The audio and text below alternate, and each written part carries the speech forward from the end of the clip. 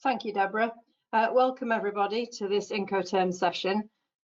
It is a fairly succinct session, so I'm not going to go into masses of detail. So if you do have questions or anything isn't clear, please feel free to put a question onto the chat.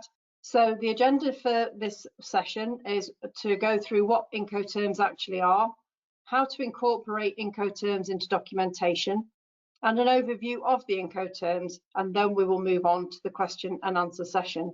So what are Incoterms? Incoterms are the international commercial terms that are generated by the International Chambers of Commerce. There is a working party that works together every 10 years to put together Incoterms rules that reflect best business practice. The Incoterms are published the world over, and the Incoterms rules are the world's essential terms of trade for the sale of goods.